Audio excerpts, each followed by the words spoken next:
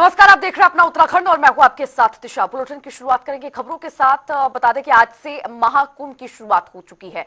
इसको लेकर सीएम धामी ने सोशल मीडिया प्लेटफॉर्म एक्स पर पोस्ट कर सभी को शुभकामनाएं दी हैं। क्या कुछ उन्होंने लिखा, देखिए। सनातन संस्कृति के गौरव का प्रतीक है महाकुंभ। आप सभी को पौष पूर्णिमा के शुभ दिन और प्रयागराज की पवित्र धरा पर महाकुंभ के शुभारंभ की हार्दिक बधाई। आज से शुरू हो रहा महाकुंभ भारत प्राचीन संस्कृति एवं देश विदेश से आने वाले करोड़ों श्रद्धालुओं की आस्था का प्रतीक है। यहां आकर न केवल हम शारीरिक शुद्धता प्राप्त करते हैं, बल्कि आत्मिक शांति और दिव्यता का भी अनुभव करते हैं। ये ट्वीट किया है सोशल मीडिया प्लेटफॉर्म एक्स पर मुख्यमंत्री पुष्कर सिंह धामी ने। और वही आपको बता दें, उत्तराखंड में इन्वेस्टर समिट के बाद अब सरकार का पूरा फोकस निवेश को लेकर हुए एमओयू की ग्राउंडिंग पर है। मुख्यमंत्री पुष्कर सिंह धामी की माने तो 80,000 करोड़ के निवेश की ग्राउंडिंग पर कार्य किया जा रहा है, ताकि विकास और तेज हो सके। तो वही इसको लेकर मुख्यमंत्री पुष्कर सिंह धामी ने कहा है कि प्रदेश में प्रधानमंत्री नरेंद्र मोदी विकास को लेकर पूरा सहयोग दे रहे हैं। पिछले साल हमने जो देहरादून में इन्वेस्टर समिट किया था, उस इन्वेस्टर समिट को करने से पहले हमने सभी विभागों में जहाँ जहाँ भी इन्वेस्टमेंट हो सकता था उनकी गहन समीक्षा करी। और समीक्षा ही नहीं करी, जो लोग राज्य के अंदर जिनके उद्योग चलते हैं या जो उद्योग के क्षेत्र में काम करते हैं, व्यापार के क्षेत्र में काम करते हैं, उनके साथ हमने एक बड़ा गहन मंथन पूरे दिन भर का किया था।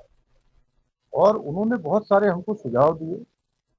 और जो आपने कहा कि हमने जो है 30 से अधिक जो पॉलिसी बनाई, वो पॉलिसी बनाने के पीछे हमारा हेतु यही था कि जो लोग भी यहाँ निवेश करना चाहते हैं, उद्योग लगाना चाहते हैं, रोजगार सृजन करना चाहते हैं, तो उनको किस प्रकार से सरलता मिलेगी, ईज ऑफ डूइंग कैसे उनके लिए अच्छा होगा, अपने काम के लिए उनको कैसे सरलीकरण होगा। और जिन नीतियों को हमने बदलना था या उन नीतियों को शिथिल करना था या नई नीतियां बनानी थी, उसमें एमएसएमई पॉलिसी है, हमारी टू व्हीलर की पॉलिसी है, इंडस्ट्री की पॉलिसी है, उसमें ऑटोमोबाइल की पॉलिसी है, अनेक पॉलिसियां हमने उसमें बनाई। उसी का परिणाम हुआ कि एक बड़ा इन्वेस्टमेंट का हमारे साथ एमओयू हुआ है, जिसमें से लगभग 80,000 करोड़ की अभी ग्राउंडिंग पर भी काम भी हमारा शुरू हो गया है और तेजी से आगे बढ़ रहा है। और हमारे प्रधानमंत्री जी का भी इसमें हमको बहुत सहयोग है कि देश के अंदर जो 12 स्मार्ट इंडस्ट्रियल कॉरिडोर जो स्वीकृत हुए हैं, उसमें से एक हमारे राज्य को मिला है। और जरा आपको बता दें कि देहरादून में जल्द ही 38वें राष्ट्रीय खेलों का आगाज होने वाला है। इसी के चलते विभाग तैयारियों को अंतिम रूप देने में जुटा हुआ है। तो अभी तक खेल विभाग की ओर से 10,000 खिलाड़ियों की मैपिंग की जा चुकी है, जिनमें से 1200 से ज्यादा खिलाड़ियों ने रजिस्ट्रेशन भी करवा लिया है। इसी को लेकर विशेष सचिव खेल अमित सिन्हा ने बताया है कि प्रधानमंत्री एक दिवसीय दौरे पर आकर 38वें राष्ट्रीय खेलों का शुभारंभ करेंगे। हम नेशनल गेम के 16वें दिन पे बैठे हैं और हमारी तैयारी पूरी हो चुकी है। लगभग 10,000 से ऊपर प्लेयर्स को मैपिंग कर लिया गया है जो आएंगे यहाँ पे। उनके रजिस्ट्रेशन का काम भी शुरू हो गया और लगभग 1200 लोगों ने रजिस्टर भी कर लिया अपने आप को। लगातार हमारी कंट्रोल रूम बैठ के उनको फ़ोन कर रही है ताकि उनकी व्यवस्थाएं, सुविधाएं, रहने, खाने, आने जाने सब व्यवस्था हो पाए। तो ये हमारी तैयारी पूरी हो चुकी है। अवस्थापना की सुविधाओं में लास्ट मोमेंट की डीप क्लीनिंग का काम चल रहा है। कैंप्स हमारे लग चुके हैं उत्तराखंड के। तो इस तरह से देखा है तो हम पूरे तरह से तैयार हैं अपने तमाम देशवासियों के लिए जो खिलाड़ी हैं यहाँ आए, इस स्थान का लुत्फ उठाए और खेल भी खेल जाए।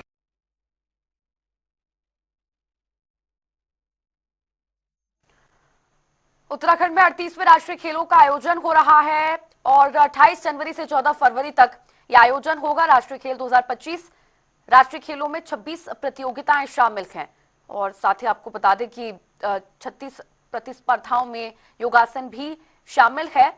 और महाराणा प्रताप स्पोर्ट्स कॉलेज में सबसे ज्यादा इवेंट इसी को लेकर आयोजित होंगे। महाराणा प्रताप स्पोर्ट्स कॉलेज में सबसे ज्यादा इवेंट होंगे। राष्ट्रीय खेल 2025 का आयोजन जो उत्तराखंड में हो रहा है, 38वें नेशनल गेम्स का कैलेंडर जो है, देहरादून में खिलाड़ियों का जलवा, प्रतियोगिता तीरंदाजी, वुशु और एथलीट्स तारीखें आपके सामने है, ग्राफिक्स के जरिए आपको बता रहे हैं कि कौन कौन सी प्रतियोगिताएं 38वें नेशनल गेम्स जो आयोजित हो रहा है, जिसका शुभारंभ करने के लिए उत्तराखंड पहुंचेंगे प्रधानमंत्री नरेंद्र मोदी।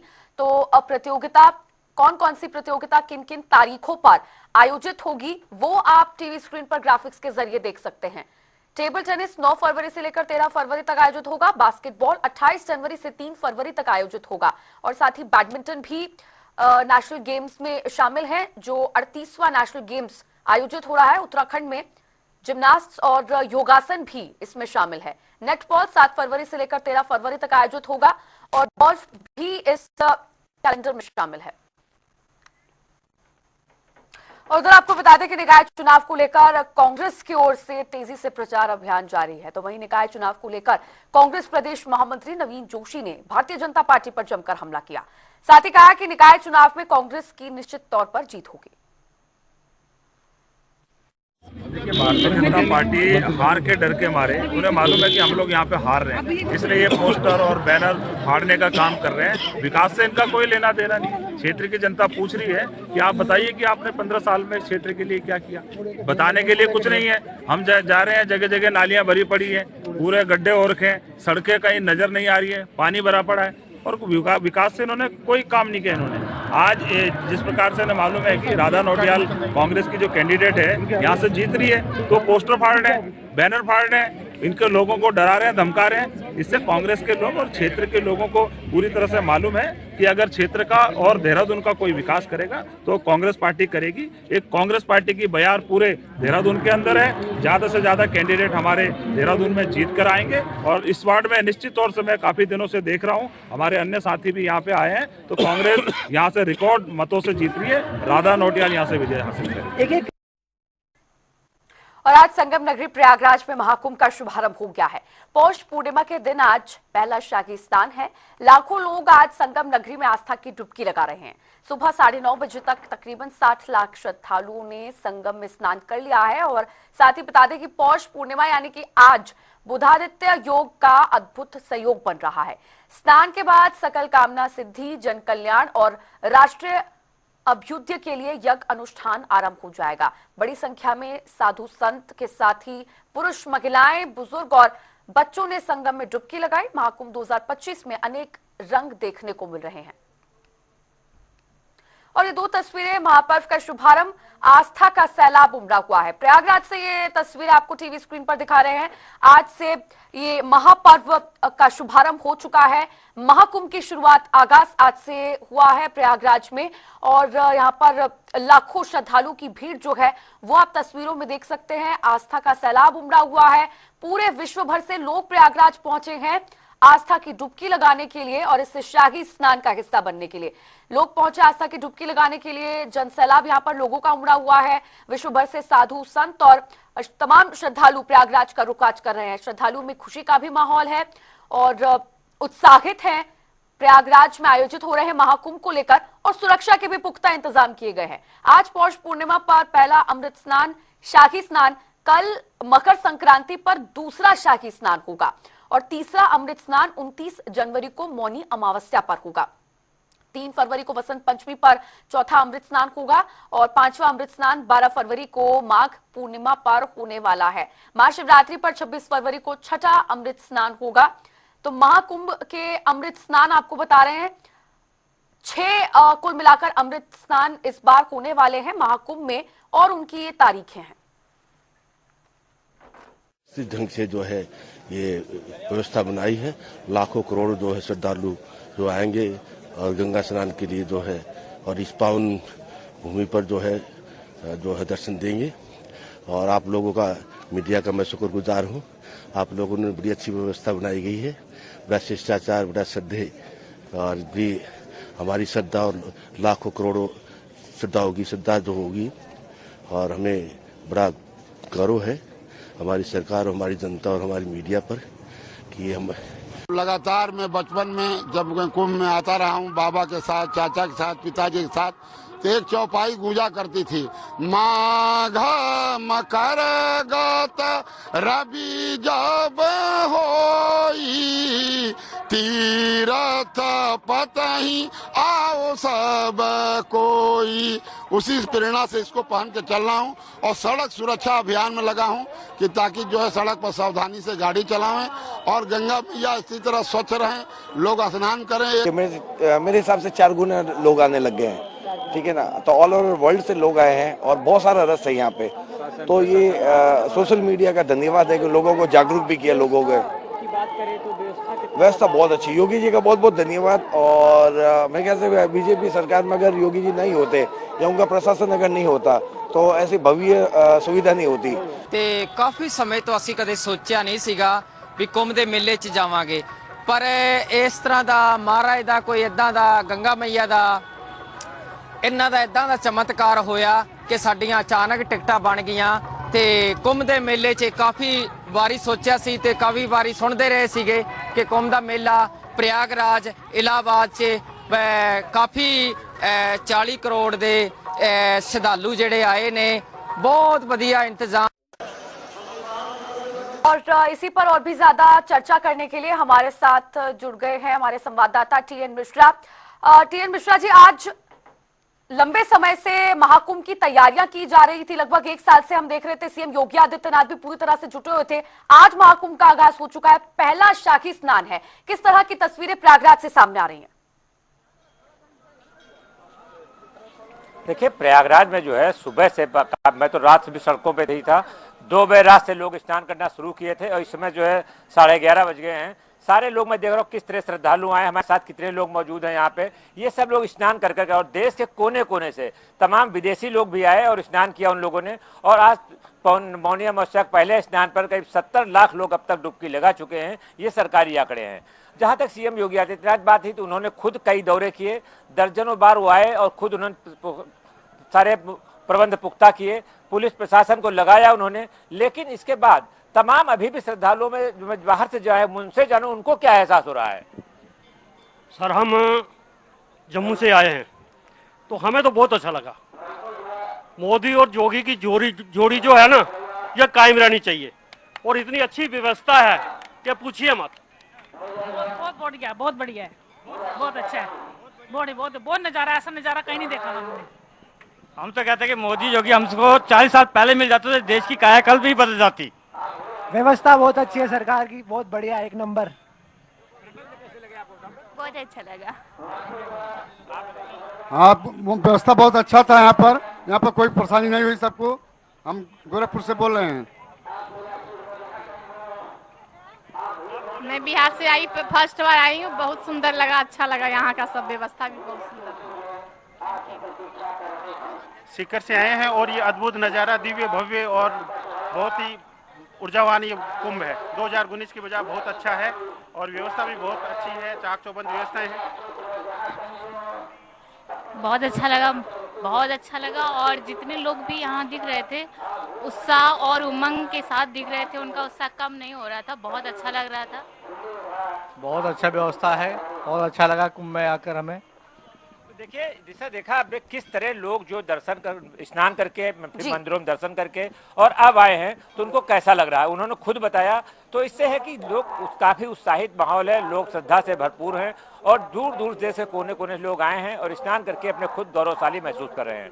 जी दिशा। बिल्कुल मिश्रा जी, और जिस तरह से तस्वीरें भी जो आप जहां पर मौजूद है वहां की तस्वीरें हम देख रहे हैं, बहुत भीड़ वहां पर लोगों की मौजूद है, सैकड़ों की संख्या में आज सुबह से श्रद्धालु वहां पर आस्था की डुबकी लगाने के लिए पहुंचे हैं। अब आज ही नहीं बल्कि कई दिनों से वहां पर श्रद्धालुओं का पहुंचना शुरू हो गया था और इस बार हमने देखा कि महाकुंभ का जो आकार है वो भी काफी बड़ा है। पिछली बार जो महाकुंभ हुआ था उससे काफी बड़ा महाकुंभ इस बार है, बजट को भी बढ़ाया गया है। तो निश्चित रूप से श्रद्धालु में इस बात को लेकर भी उत्साह है कि इस बार जो व्यवस्था है वो बहुत सुचारू रूप से की गई है, बहुत बेहद सुंदर व्यवस्था है इस बार महाकुंभ में।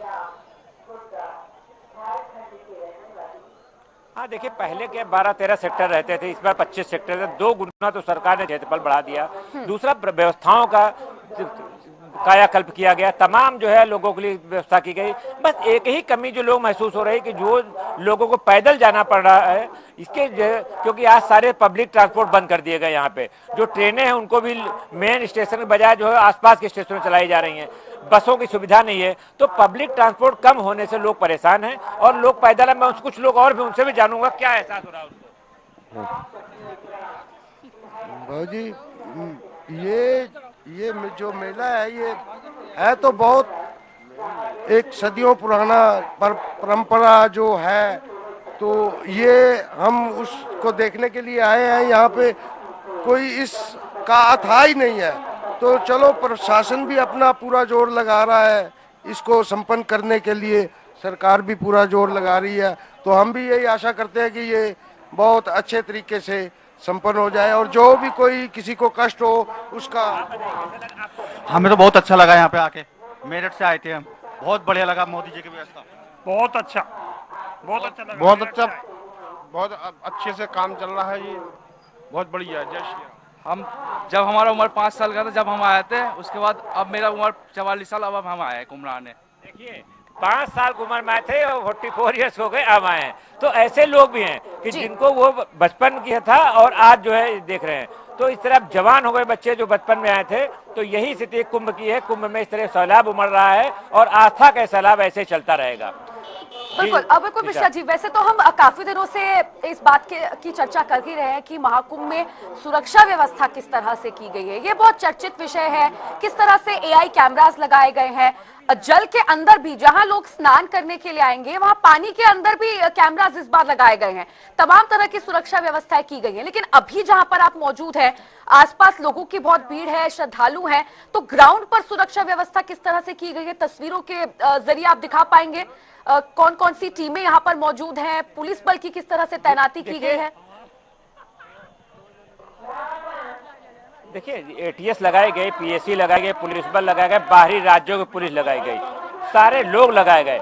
लेकिन सबसे बड़ी समस्या यह है कि जो है अभी वहाँ चोर उचक्के बहुत, पॉकेट मार बहुत हैं, तो इन सबको स्थिति है कि तमाम लोग हाथ से पर्स छीन लिए गए। आज कम से कम 150 लोग ऐसे जिनकी रिपोर्ट यहाँ लिखी गई है, अब वो अपने मोबाइल और जो है पर्स के लिए परेशान घूम रहे हैं। तो थोड़ा ये इस पर प्रशासन रोक नहीं लगा पाया। जो एआई की सुविधा इन्होंने करी या इन्होंने जो भी कैमरे लगाए, उन कैमरे से अभी तक नहीं हुआ किसी का पर्स मिल पाया हो या किसी का सामान मिल गया हो या जो कुछ छूट गया हो रास्ते में वो मिल पाया हो किसी का, तो ये अभी नहीं हो पाया। लेकिन बाकी प्रशासन ने इतना बैरिकेड कर दिया है कि जो है लोगों को सिर्फ पैदल आने के अलावा कोई रास्ता छोड़ा ही नहीं है। जितना आदमी सिर्फ पैदल ही आ सकता है कि 5-6 किलोमीटर का ऐसा दायरा है जहां से पैदल चल सकते हैं। इसमें बुजुर्गों और महिलाओं को सबसे ज्यादा दिक्कत उनको हुई और ये तमाम लोग मान भी रहे हैं। लेकिन फिर भी आस्था के जो सैलाब में उमड़े हुए हैं वो, और वो इसको कोई खुलकर कह रहे ठीक है हमें कष्ट लिखा था इसलिए हुआ। लेकिन जो साधन है सरकार की, जो व्यवस्था की बात की जा रही थी, वो उस तरह नहीं सफल साबित हो रही है जितनी दावे किए जा रहे थे। जी टीसा, चलिए ठीक है, बहुत बहुत शुक्रिया मिश्रा जी, आप नजर बनाए रखें, आगे जानकारी आपसे लेते रहेंगे महाकुंभ को लेकर प्रयागराज में जो आयोजित हुआ है। जुड़ने के लिए बहुत बहुत शुक्रिया।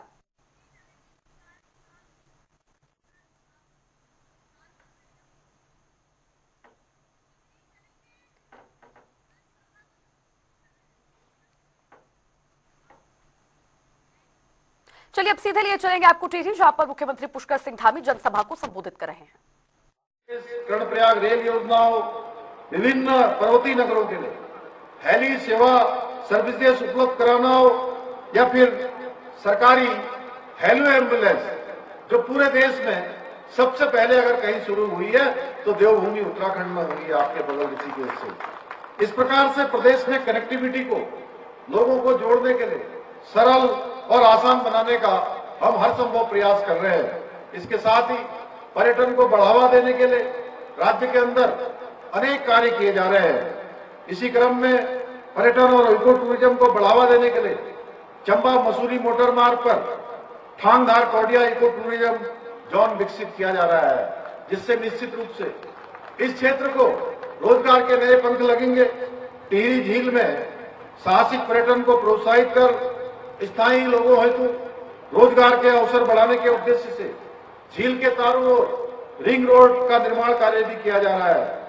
इतना ही नहीं, इस बार हमको हमारे आदरणीय प्रधानमंत्री मोदी जी के विशेष प्रयासों से देवभूमि उत्तराखंड को 38वें राष्ट्रीय खेलों के आयोजन की मेजबानी करने का भी अवसर मिल रहा है। भाइयों बहनों, उसके अंतर्गत कई प्रतियोगिताओं का आयोजन हमारे इसी टिहरी झील में किया जाने वाला है। भाइयों बहनों, विकास कार्यों के साथ साथ हमारी डबल इंजन की सरकार द्वारा किसानों के उत्थान के लिए किसान सम्मान निधि योजना, प्रधानमंत्री गरीब कल्याण अन्न योजना और राज्य के अंदर गरीब परिवारों के लिए 3 गैस सिलेंडर रिफिल योजना, यानी कि एक साल में 1,85,000 परिवारों को हम 3 गैस के सिलेंडर मुफ्त में भरकर दे रहे हैं। ये योजना हमने चलाई है। 200 यूनिट बिजली फ्री देने की योजना जैसी अनेक योजनाओं से प्रदेश के लाखों लोगों के जीवन को बेहतर बनाने का प्रयास किया जा रहा है। इसके साथ ही हमारी सरकार ने जो एक पलायन जैसी बड़ी समस्या है, उस समस्या के समाधान हेतु भी हम संकल्पित होकर कार्य कर रहे हैं। प्रदेश में आज जहां एक और दुग्ध उत्पादन, मधु उत्पादन, कृषि, बागवानी, सुगंधित पौधों एवं फूलों की खेती को लगातार प्रोत्साहन दिया जा रहा है, उनको आगे बढ़ाया जा रहा है, वहीं दूसरी ओर हम होम स्टे योजना, लखपति दीदी योजना और अनेक स्थानों पर टेहरी में मैं जाता हूं, मैं देखता हूं कि अनेक जगह पर सौर ऊर्जा के बड़े बड़े प्लांट लगाए गए हैं। आप सबको दिखाई देते होंगे। मुख्यमंत्री सौर स्वरोजगार योजना जैसी अनेक योजनाओं को लागू करके स्वरोजगार को और रोजगार को बढ़ाया जा रहा है। इसके साथ ही हमारी सरकार ने प्रदेश में एक सख्त नकल विरोधी कानून लागू कर पूरी पारदर्शिता के साथ पिछले 3 वर्षों में 19,000 से भी अधिक युवाओं को नौकरी प्रदान। और अब चलिए खबरों में आगे बढ़ेंगे। आपको बता दें, प्रदेश के सरकारी स्कूल परिसर में अब मशरूम उगाई जाएगी। दरअसल पायलट प्रोजेक्ट के तहत देहरादून और टिहरी जिले के स्कूलों में इसी महीने से इस योजना की शुरुआत होगी और योजना सफल होने पर इसे सभी जिलों के 16,000 से अधिक स्कूलों में शुरू किया जाएगा। तो वहीं इस पर जानकारी देते हुए डीजी शिक्षा झरना कमठान ने कहा कि इस कार्यक्रम के तहत 40 भोजन माताओं को ट्रेनिंग भी दी जाएगी। इसके साथ ही स्कूली बच्चों को भी इसके बारे में जानकारी दी जाएगी ताकि वो भविष्य में अपना रोजगार पैदा कर सके। के एक विभाग नवाचार करने जा रहा है, जिसमें जो हमारी पीएम पोषण योजना चलती है, जिसके अंतर्गत मिड डे मील दिया जाता है बच्चों को, उसमें कुछ भोजन माताओं को जो पायलट बेसिस पे अभी 2 जनपद देहरादून और टिहरी से 20-20 भोजन माताओं का चयन किया जा रहा है। उनको मशरूम कल्टीवेशन की ट्रेनिंग दी जाएगी और उनको विभाग मास्टर ट्रेनर के रूप में यूज करेगा। वो फर्दर और लोगों को भी ट्रेनिंग देंगे और फिर स्कूल में जाके भी मशरूम कल्टीवेशन पे कार्रवाई होगी। बच्चों को भी इस बारे में प्रशिक्षण दिया जाएगा, जिससे कि वो आगे चल के इसको भी व्यवसाय के रूप में यूज कर सकें। और साथ में मशरूम को जो उनका आहार है उसका हिस्सा बनाने का भी जो है पे भी कार्रवाई चल रही है। पौड़ी से सेंट्रल स्कूल जाने वाले मार्ग पर एक दर्दनाक बस दुर्घटना हुई, जिसमें अब तक 6 लोगों की मौत और 22 से ज्यादा लोग घायल हुए हैं। तो वहीं इस मामले पर सीएम पुष्कर सिंह धामी ने गहरा शोक व्यक्त किया है। साथ ही उन्होंने मृतकों के परिजनों को हर संभव मदद देने का आश्वासन भी दिया है।